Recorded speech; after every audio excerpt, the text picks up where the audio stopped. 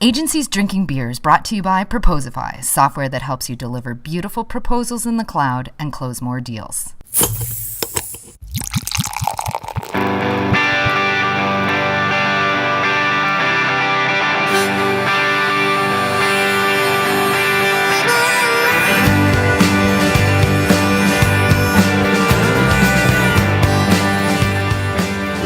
Recording? Yes, we're recording. You always ask me that. I don't know. See, in TV, they've got a little red light. We're going to have that in our booth soon. Yeah. When I say soon, maybe in 2 years. We're going to have people with boom mic operators and cue card holders. And I am going to invest when we get a little more cash in on a better system. Yeah. Yeah. Like Garrett's that didn't work. Poor Garrett at the beginning of the interview you're going to hear. We interviewed Garrett from Sifter and Garrett Dimon. And he was using some fancy mixer and everything, and it just was like... Sounds like Jimi Hendrix's guitar. Hello. It's like Hendrix talking through his guitar. We wanted him to sing... the national anthem. Exactly. Is that the right anthem? Yeah, that's Star yeah. Spangled. Sorry, guys, I'm not American. Oh, come on. I know Canada, but whatever.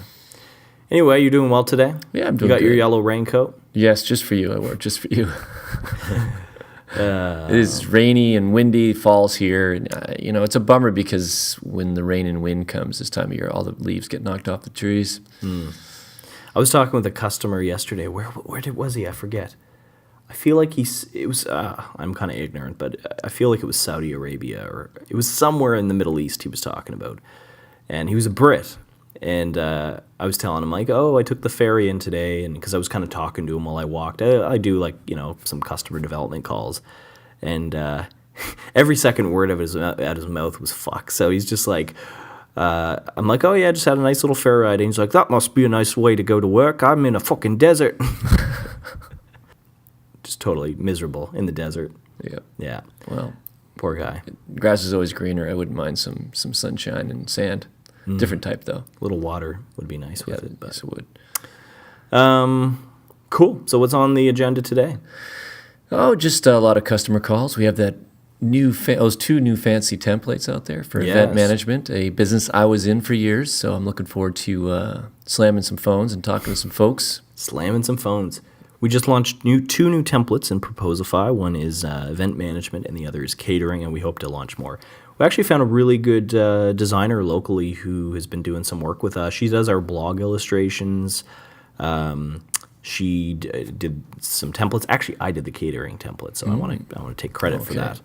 But she's going to bang out some more for us, and they look amazing. The other thing that she did with us, so we started a project a while back, would have been a couple months ago now, where we were like, what can we use from our system, Proposify? What kind of data can we use that would be useful to people? Like, are there any trends or any stats or anything like that? So we kind of wanted to put together almost like an infographic, but kind of in a sort of an ebook guide format. So we pulled a lot of cool stats, and then we had Jillian, or actually Jen wrote it, and then Jillian designed it. I'm just pulling it up now. So it's really cool. We called it the Proposify Guide to the Perfect Proposal. Don't quote us on that, but hopefully your proposal's perfect if you use the guide. But it's really cool. It's got some stats like, how many fees are in the average proposal, or how many pages, what are the common types of fees like fixed and unit quantity and monthly, what are the proposal categories that most people use. So, for instance, 4.5% are SEO proposals. And tell them how many proposals were evaluated for this study. 20,000 something. Wow. I don't have the number in front of me. So we aren't just pulling these out of our ass. This is No, it real is real stuff. On average, it takes 7 days to go from creation to client. Interesting. The average proposal sits in the client's inbox for 26 hours before it's opened and reviewed. 7 days pass between opening and client sign-off. And there's some more stats in there. Really cool thing was, where was it?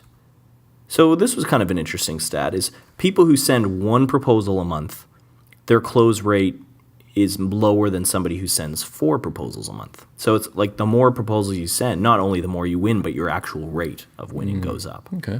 Which is kind of cool. And Proposals delivered within 4 days are 11% more likely to close, which I think makes sense, right? Big time, fresh in their mind. You know, I've been on a lot of agencies' websites, and they say, like, there's their request a proposal form where you say, oh, start a project with us and give us all your details. And they're like, and we'll deliver a proposal within 2 weeks.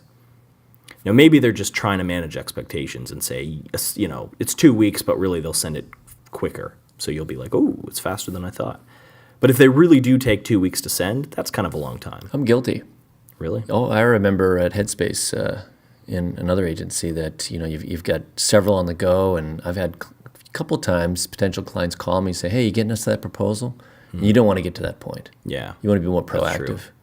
That's great about using a tool like ours or you know, other web-based tools. Captain Sales. Yeah, you can turn it around quicker, man. Speaking of Captain Sales, actually, the last third of the guide is all a big Proposify promo. So I apologize if you already know who we are. You know, it's just shameless plugging, you know, the last half, but the first 2/3 are amazing. So definitely check it out, and there's a cool offer. So if you don't have a Proposify account already, you can get a free month. But anyway, that's enough shameless plugging. Let's plug our speaker coming up. Yeah, I thought I had something else to say, but maybe I'll think of it for the closing. Oh, I remember. Just one quick thing before we go on, which was when you're talking about how much time it takes to send proposals, that's kind of the way RFPs are structured. And they're like, oh, well, you know, we don't decide for another month. It's kind of hard to get momentum. So tomorrow, now you won't be hearing it for a little while because we won't publish it probably for an extra couple weeks. But I'm going to have a debate with one of our past guests on RFPs because he says that's how they get all their business, and we say RFPs suck. So we're going to have a formal debate tomorrow. And you're going to be the moderator. Oh, I can't wait. So anyway, we'll talk about that a little bit more later on. But in the meantime, check out the interview with Garrett Dimon.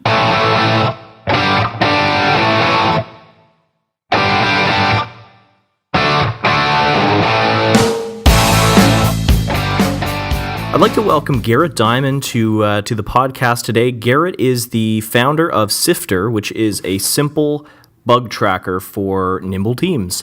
Thanks for being on the show, Garrett. Yeah, thanks for having me. I've been a huge fan of your product for a long time. I think when we ran our agency, I mean, as far back as I think 2009, 2010, we started using Sifter, if I've got my dates correct. And now at Proposify, we use you guys for our bug tracker and love it as much as ever. So, thank you for building an awesome app. Of course, my pleasure. And we were just talking about, you know, you've been around, you launched it in 2008, or you essentially went full-time with it in 2008. So it's been almost, over 7 years. So tell us what that was like, how you kind of started Sifter and how it sort of grew into a full-time, quickly growing SaaS company. Wow. So I guess depending on how far back you want me to go. Elementary school. I'll circle back to, let's see, I don't know, 2003, 2004, I was doing consulting, and we were, just a small, not really agency per se. We were a little more tech focused, but small consultancy building web applications for clients. And one of the issues that we kept running into was when it came time to get clients involved in testing, not so much from like a quality control standpoint, but from more of an acceptance standpoint, like is this doing everything you expect, and that sort of thing. We had a hard time getting them to use the bug trackers that we had. And we tried a handful of different things, and they would log in and go, okay, and then we could never get them to log in again. Instead, they just email us. And so for years, we just kind of made do, right? And when clients would email, you just hope that you kind of remember to get it into the system so it doesn't slip through the cracks and that sort of thing. It's hard to follow up with them.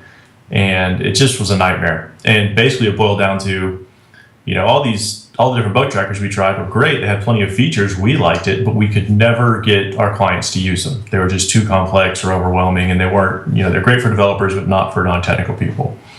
And so I kind of got to the point where I just felt like, I don't really care what features it has. If our clients aren't going to use it and help us, then it kind of defeats the purpose.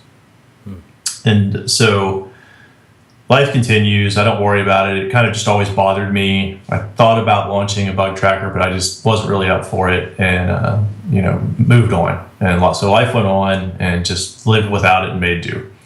And at some point, a little later down the road, all that consulting came to just a separate crossroads where it was like, all right, the company I was working for got acquired, and I needed to go along with the acquisition or kind of go out on my own and do something. And I kind of felt like it was a now or never moment. I was still single, a little younger, just old enough to have enough experience, but young enough to not have a whole lot of obligations, and decided I'm just going to go for it. And so I went out on my own, did a little bit of freelancing to make ends meet, and then worked on Sifter in between freelancing, and built it specifically to be kind of that issue tracker for agencies to use with their clients or their designers and the people that generally aren't going to want to log into a more complex bug tracker. And that was kind of the genesis of it all. So you saw a clear need in the market and solved it. And how did you go about getting your first customers? Did you go out and manually recruit them, or did you kind of use some online marketing to drive traffic? No. I guess so. I left a step out of there. I didn't just up and quit when the acquisition happened. I had been working on designing a bug tracker for fun. It was just something I want something to design and blog about and think about, and just started sharing some ideas, really half-baked, no intentions of doing anything with it. I kind of was like, well, maybe I'll open source this and create another open source bug tracker. And by doing that, it started to just gather interest. And so people would email me and start expressing interest and talking to me and asking questions. And they kind of got me thinking. And I didn't really want to create a business at the time, but there were enough people expressing interest that it, combined with talking to some friends and advisors, it was just like, this is kind of perfect timing. You're not really thrilled about this acquisition and continuing on and doing what you're doing. And there's enough interest here that you could probably build a business out of this. And then also there happens to be some freelancing opportunities. You could make ends meet easy, and just kind of all the stars aligned. And that's what led me to it. So the customers kind of came out of the fact that people told me to build it, if that makes sense. That's great. So it's like the Steve Wozniak in you wanted to open source it and give it away. And then, the Steve Jobs advisors were like, no, you can make money from this.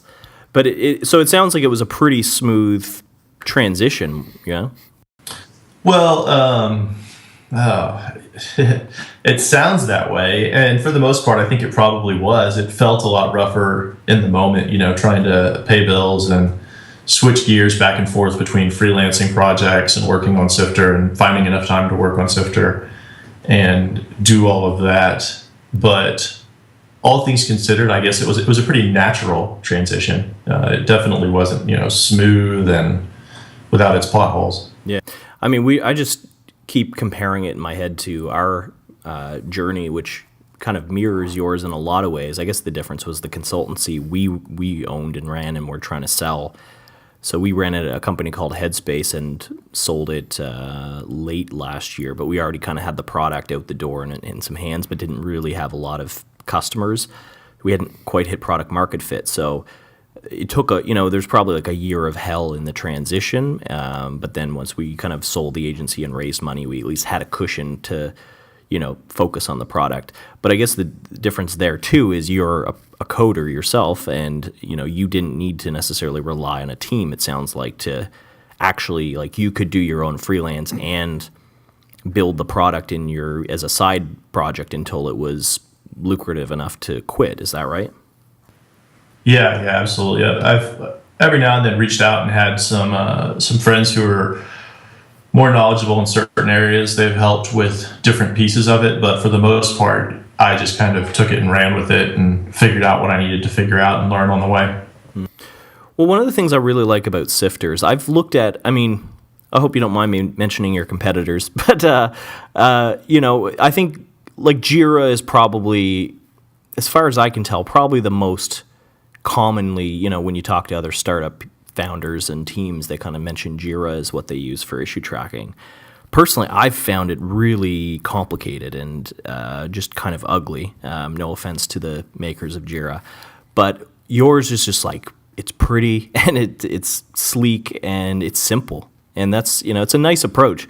Do you find, like, do some people who try out Sifter, do they want more kind of that, like, super complex, robust stuff? Or do you find like you market yourself to the people who want something super simple?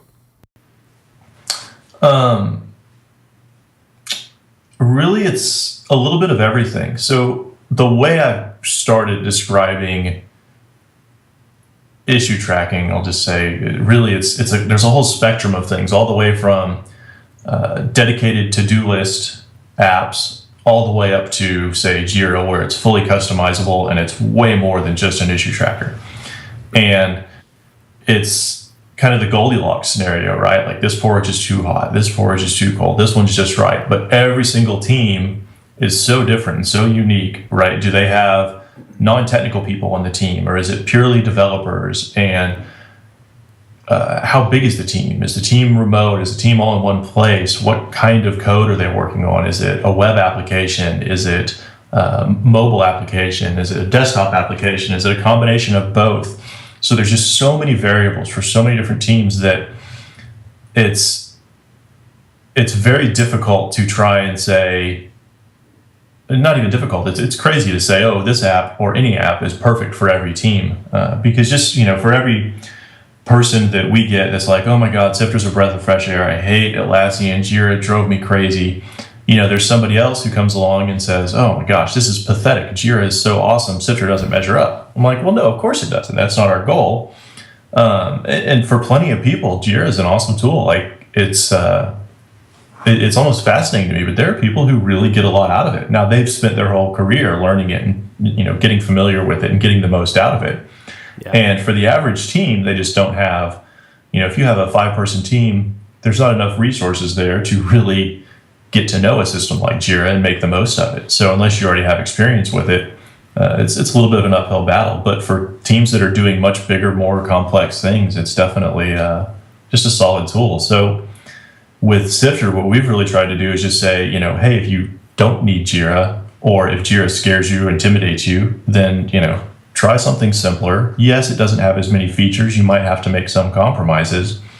But if you don't make those compromises, you end up with a tool that looks just like Jira and has all that complexity, and it's kind of overwhelming. So, well, I'm glad to know it's not just us, because this is I think it's a challenge for any SaaS company, because the more popular your product gets and the more people you get in there trying it, you're, like you said, you're going to get that range of people. We have it with Proposify every day. It's like, some people go, this is the best thing ever, and other people go, this is the horrible piece of shit, and you guys should quit and go work at McDonald's. It's actually happened. That has happened.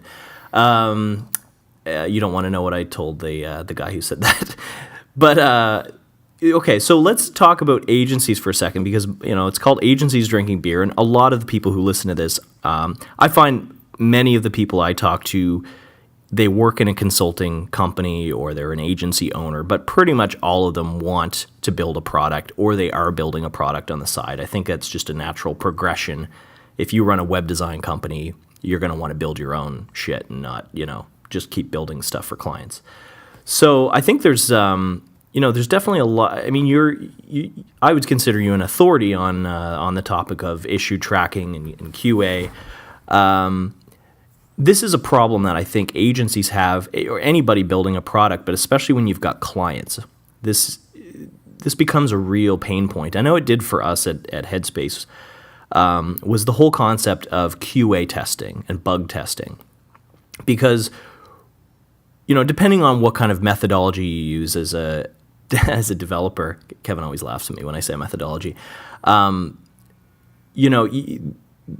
some people use Agile and some people use Waterfall. And I'm not really qualified to talk about all those different methods of, processes for development. But my point is, at the end of the day, every product has bugs. Every digital project you work on is going to have bugs, but it becomes really difficult to, quote that with clients. And sometimes clients have trouble understanding this whole idea of like, you're going to, send something to me that's not perfect, and I'm going to find things that don't work. And I mean, for us, it costed us a lot of money, and, we would never quote it properly. We would always like quote a certain amount of hours for bug fixing, and then we would go over. Do you have any kind of like insights on how small web design teams and small digital marketing agencies can, maybe have a better process for dealing with scoping of bugs and just managing QA in general? Absolutely. And again, kind of just like there's enough different tools out there, there's really a bunch of different philosophies or approaches as well that kind of depend on the size of the team, how it's structured, whether you're kind of doing weekly iterations or whether the project's small enough that it's not even going to last a couple weeks. It's just, you do a week and knock it out. The best approach is to really treat bug fixing testing, I should say, testing and fixing as part of a phase that's going to be in every cycle. So whether that's a week-long iteration or, you ship every month or whatever it is, and to have a period where, and a lot of times you design this into the contract where you have, tell the client, okay, this is where it's going to be delivered and it will be quote unquote finished. And then you'll have 2 weeks during which, you can do your own testing. We'll be doing testing and fixing, but, we expect, and it's part of your obligation, really, if they want to make sure that what they asked for is what gets delivered, they have a kind of a 2-week period to provide feedback and say, this is wrong, or, this is clearly a bug, and record it. Some of the things might be additional feature requests, things like that come up, and those, still need to be managed just like anything else. But you give them a 2-week period. You say, after this 2-week period, anything you find is going to be an enhancement. And by doing that, you're kind of time boxing it, and they have a clear obligation and opportunity, very well-defined opportunity, to discover those issues. And, even if they discover, say, 10 things on the last day of that 2-week period, you still have, you agreed to fix them and you take care of them, and that's that. But then anything after that, and you could do this with milestones in a bug tracker and say, these are all going to be fixed by this date. Anything else you find is going to be new stuff. And all the issues in most bug trackers, it's going to be timestamped, so you're going to know when it was reported, and you can say that's going to be a separate scope of work, either a separate follow-on project or whatever it is, and that way they have some motivation to dig in and really look into it, because it's not purely just a matter of whether it's there's no bugs. It's also a matter of whether there were any gaps in communication, right? If something was delivered that wasn't exactly what they expected or what they asked for due to communication issues, once you see the real tangible thing, it's much easier for them to say, ooh, wait, this isn't what I was thinking. And it may not technically be a bug, but it's something that they'll want changed or fixed based on, just the original agreement. Yeah, so sorry to cut you off. I was just going to say that was sort of at the back of my mind, because that is always the hardest line, I guess, is it's easy to think in terms of features. A client goes, oh, I also want to add a calendar widget to the app or whatever. And you're like, no, that's a feature. It's pretty obvious. Where the lines get blurred a little bit is when clients go like, oh, that's the way it works. Like now that we actually see it with real data and it's actually out there, like it's sort of, it doesn't work very well. It should be fixed. Keyword being should. And you're like, it does work according to spec. It does what we said it would do, but it actually is kind of shitty now that we look at it. And that's where it's always really a tough thing to be like, well, too bad, you got to pay up and have us change it.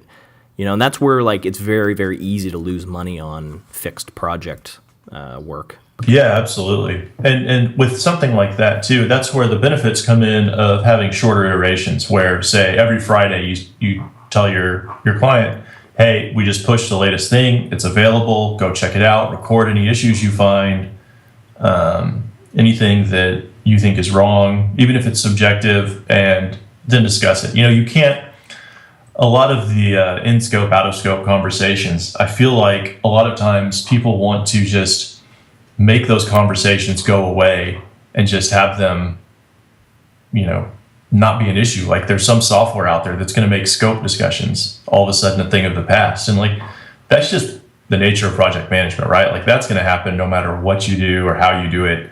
The goal is just to minimize that, right? To mitigate it as much as possible. So having shorter, more frequent iterations, like I said, kind of a tell them, every Friday morning they need to sit down for an hour and test. That's part of if they want software that's meets their expectations, they need to be involved. And if they're not involved, then, it's not going to be what they wanted it to be. And, that's something that, once you set that expectation ahead of time and make sure they're on board and they understand the implications of not being involved in the process, generally they're going to be more involved. But then if they're not involved, at least you have a clear case to be made for, for them to come back a month later and say, okay, now I had time to look at all this and you didn't do any of it right. And you're like, well, we were supposed to handle this before. So by having deadlines, if you don't give them the deadlines, at least in my experience, clients will definitely put things off, drag things out, because there's always something more important, right? So it's not important until the timing is right for them. And so you kind of have to really help them, guide them, hold their hand, and make sure they see how it all kind of works and just the consequences, not necessarily contractual consequences, but just the fallout if they can't stay involved in the project. Well, and maybe it should be contractual consequences, or at least caught up in early on in the sales process of. It's always hard to know for sure what a client's going to be like until you start working with them. But if a client seems aloof, or if they seem like they have it in their head that they're just saying, "Look, here's a napkin sketch of what I want. Just go make it happen and tell me when it's launched," and then they're going to come back with weeks and weeks of this doesn't work, that doesn't work. It's not what I thought. It sounds like, it's part of the person selling that project's job, almost as much or more than the project manager and the development team.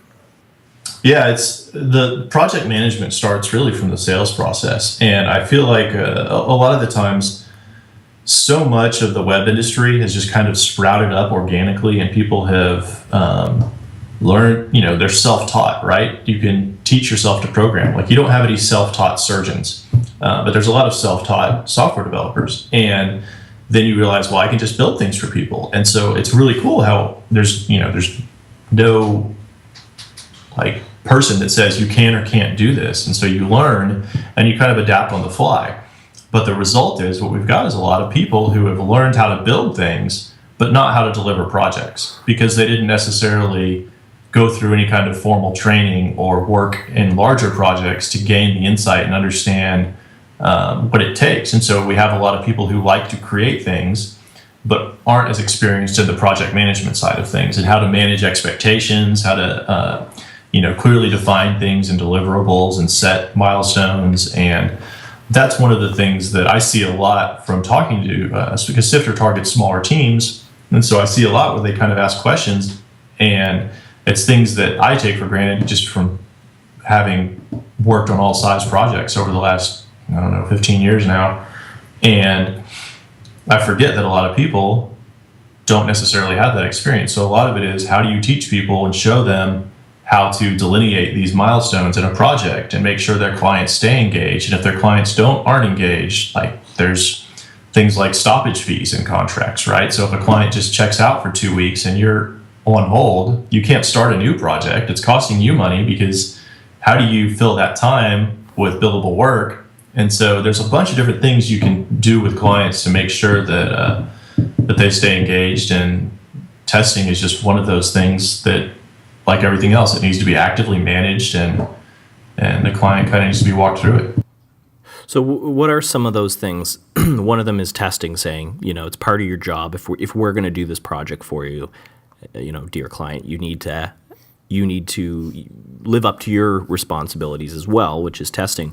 I mean, what are some other things that you would keep a client engaged? Because we've had that, and I can't count how many times we had that at the agency, where you start work, you're all happy, you're doing stuff, and then once it gets to like, okay, here's our first kind of like prototype or beta, and we want you to look through it and give us feedback, and like 4 weeks pass because you're kind of busy working on other stuff, and you're like, man, we haven't heard from this client in weeks.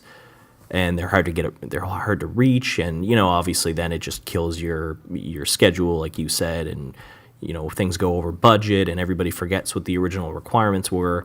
I mean, are there any things other than, I guess, enforcing them to do QA that you can try to keep them engaged so you can just get through the project and finish it? Well, so especially with clients, like what I found in my past life was it's less about treating it as, telling the client, hey, this is a bug fixing period. You need to test the software and find the bugs. Treat it and explicitly call it acceptance testing, meaning you need to test the software, and we've done our own testing internally. We've done everything to find and uncover as many bugs as we can, and now we feel that this phase, this iteration, whatever, is ready, and you need to test it. And to make that a more frequent, common pattern, so whether it's weekly iterations or just constantly having the client involved, the more involved they are sooner and more frequently, the less big things are going to blow up, right? If you let something build and build and build and then just throw it over the fence and say, here, is that what you wanted? It's almost never going to be what they wanted. So by making those milestones as short as possible and iterating with the client as frequently as possible, then if they are disengaged for a week or 2 weeks, it's more clear and it's more readily apparent what's happened. And it's now, okay, well, now we need to do something. Hey, we're going to have to charge a stoppage fee because you're not answering our emails, and we can't continue to do your work if you're not participating. And a lot of times too, sometimes it helps to draw, help them see analogies to like building a house, right? If somebody was building a house, you wouldn't simply hire an architect and a builder and say, I want a house, and then draw a picture on a napkin and then disappear and then come back when they give you the keys. Like that would never happen, right? If you're building a house, you constantly stop in and check on it and see the progress, and you may not be going over it with a fine-tooth comb and giving feedback like, hey, isn't this door in the wrong place, or that sort of thing, but you're paying attention, you're looped in. And with software, it's the same way. It's an ongoing process that they need to be involved in. And again, a lot of that goes back to kind of managing the project from the get-go, right? As soon as you start selling to them, it's making sure they understand that they need to be actively involved, and they can't just write a check and then come back and be done with it. Yeah, I agree. That makes sense. When talking about weekly iteration, so I guess switching gears a little bit, what we found, now, mind you, we don't have clients where we build a SaaS product, so it's a little different, but we found 2-week iterations to be, I don't know, it just works best. I don't know if every development team is like this, but we found when we did like weekly iterations, it wasn't quite enough time to get like big, substantial things out the door, but if we waited longer and did like a month, a release every month, it was too long and you had too many regressions, and there was too much stuff in the release that you couldn't test it all. So we kind of settled on 2 weeks. So we basically, like what we do in Sifter is we have our milestones, like 1.79, 1.78, whatever, and we just schedule them out 2 weeks and just fit as many tickets into that as we can and go from there. I mean, I don't know. I guess I'm looking for a little free advice. What do you think that sounds like a good approach, or I mean, how do you guys do things at Sifter? It is very different since I'm the only full-time person.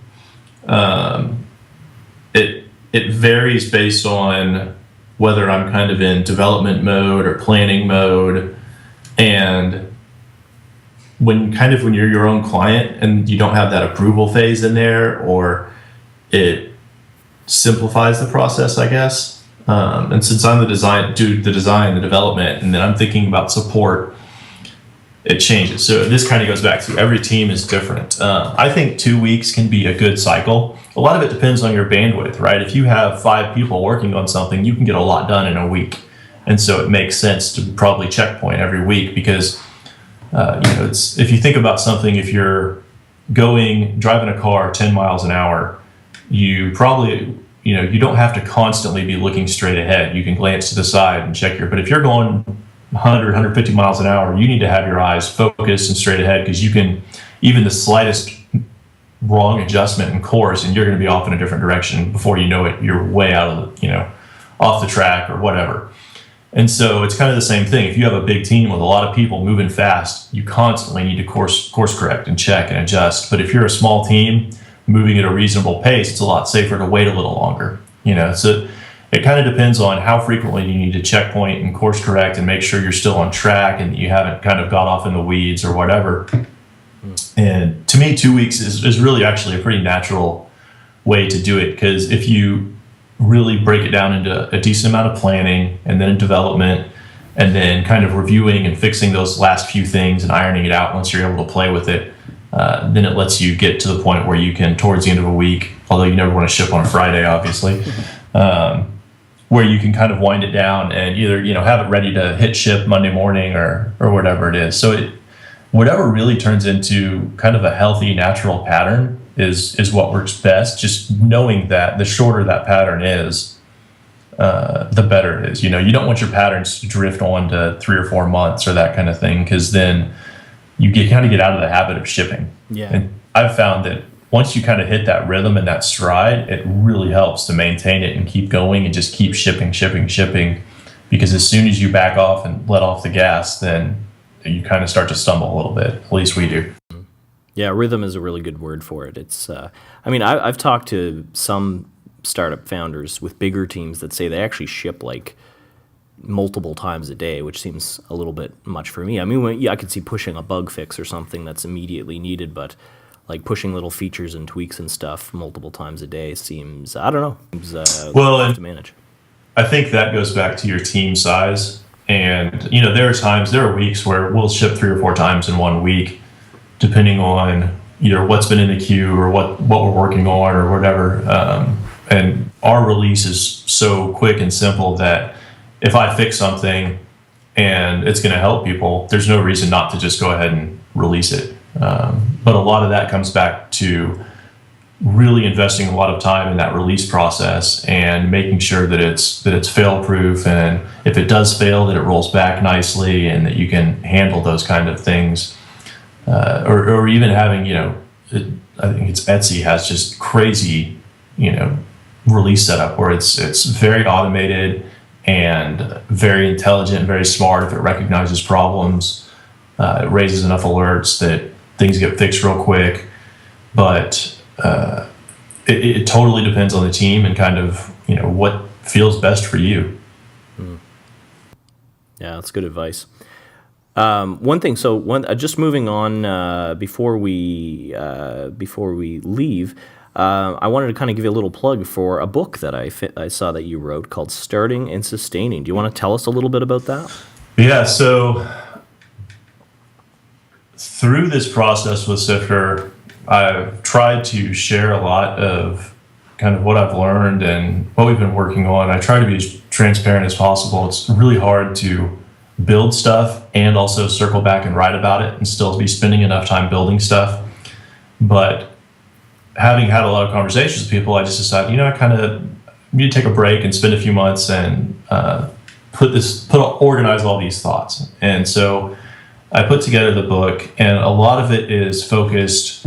Some of it's technical, some of it's almost touchy-feely. Like there's all these stereotypes about we start a business and it's dreamy and it's fun, and then people, it's hard work too. But it's all kind of vague and hand wavy, right? Like I always had a hard time. There were things that I was afraid of, like payment processing, and I was afraid of it just because nobody really talked about it. There wasn't a lot of information out there, so I couldn't really comprehend it. And so what I tried to do was think back and say, okay, what was I afraid of when I started Sifter? What was I overconfident about? What are things that I wasn't even aware of that I should have been? And basically saying, if I could start over, what advice would I give myself now that I'm at that point? I guess I was 5 years into Sifter. What would I have done differently? What have I learned? What did I waste time on? What did I not spend enough time on? What else has changed? Because in those 5 years, like Stripe showed up. Stripe wasn't even around. Braintree was barely around when I got started. And so a lot had changed that made things a lot easier and removed a lot of what was previously stressful in building it. And so I did that and then focused on a lot of the specifically why it's called starting and sustaining was that it's easy to start it up. Plenty of people start projects, right? But most of those projects get abandoned, or people don't stick with it long enough to see it work out.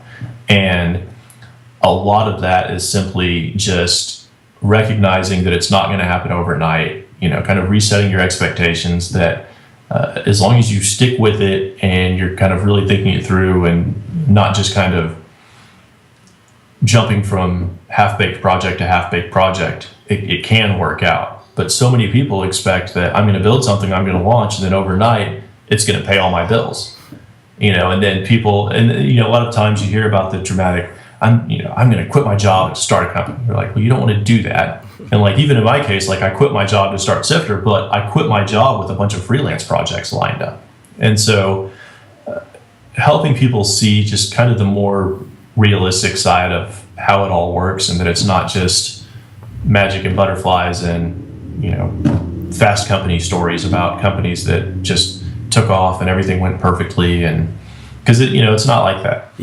Yeah, you need the momentum is the key thing. Like when you start a new project or you launch a new product out there, it's got zero momentum, and it's going to take at least months. If you're really good, it'll take months, if not years, for it to start, hitting product market fit. It took us actually 17 months from the time that we launched our minimum viable product to the time where like people were flying in and paying for it and staying and all that stuff, because until like that whole 17-month process was essentially us just trying to stay afloat, build the product, fix it, change things so they were easier to use, add features, like basically build the product after it was launched, because what we launched just wasn't meeting customers' needs. Yeah. Yeah. So I think definitely people should check out this book if you're thinking of starting a SaaS product, which many agency founders and freelancers are. We'll link to this in the show notes so they can buy that. It is $29 for just the book and $79 for the book, the spreadsheet, and the task list. So it looks like you've got a lot of resources in there for people to get some value from. Yeah, the spreadsheet's kind of a way to give people real numbers, because I think a lot of times people go, I'm going to create this and I'm going to charge $5 a month. And, the difference between $5 a month and $15 a month is just, obviously that's tripling your revenue. And the type of customers you attract as you get into the more expensive plans, they stick with you longer. They're generally less demanding. It's really weird. The less people spend, the more demanding they are. And so a lot of people get the idea, I can create a bug tracker and I'm going to charge $5 a month. And it's like, oh, wow, okay, good luck. You're going to find out real quick that's not going to work. Oh, yeah. And so the spreadsheet's kind of a way to let people plug in those theoretical ideas and see like, oh, wow, we need 1,000 customers. What would it take to get 1,000 customers? Wow, okay, that's a lot. And then it kind of makes you rethink some things and revisit some assumptions, or, it's only going to cost us $20 a month in hosting. Well, okay, what about backups? And, so it starts getting into a lot more of those costs so that people can see a more tangible picture of what they're getting themselves into, rather than just kind of guesstimates of what things cost. So, That's awesome. I'll have to check that out. Sounds like you hire a young team. They sound pretty young. What's that? It sounds like you have a young team there working with you. No, I wish I had a team.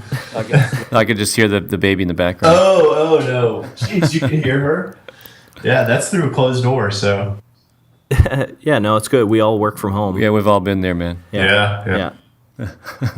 Garrett, thank you so much for taking the time to be on the show. Love chatting with you. And definitely everybody listening should check out Sifter, awesome bug trackers. So thank you again, Garrett, and we'll chat with you soon. All right, thanks.